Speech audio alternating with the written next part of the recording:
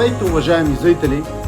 За мен е огромно удоволствие да ви приветствам на премиерата на филма Европа, който се реализира по проект BG RRP 11-024-071 в рамките на проект представяне пред българска публика на европейския филм Европа.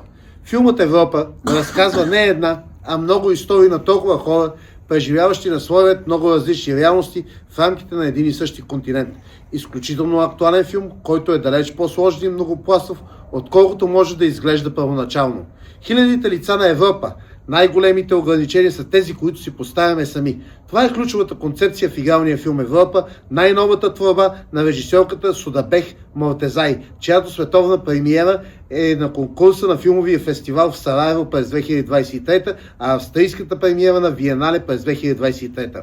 Това е и това, което Лилит Стантенберг, играеща в ролята на Беате, обяснява на студентите от университета в Тирана при откриването на игралния филм. Всъщност, в Европа ограниченията, които всеки си поставя, страхът от новост, но и едновременно с това желанието за власт от страна на предприятия с неопределени цели играят централна роля.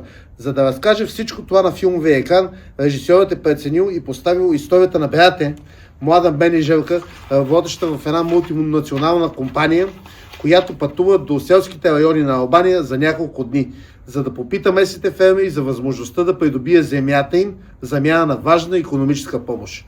Няма да е лесно обаче да се постигне тази цел, тъй като тези, които живеят там от години, категорично не искат да продават земята си, въпреки че живеят в тежка бедност и дори не могат да осигурят бъдеще за децата си.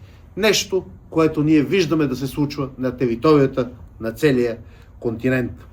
Върху този силен контраст, а именно контраста между тези, които все още живеят на мястото, където времето сякаш е спряло, и тези, които постоянно гледат към бъдещето, се основава филма Европа.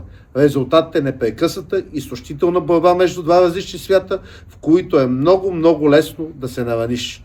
Точно както виждаме както в началото, така и в края на игралния филм, така и когато славната героиня не намира мир. Използвам случая да ви благодаря още веднъж за вашето участие в този проект. Благодаря ви за присъствието и ви пожелавам приятно гледане.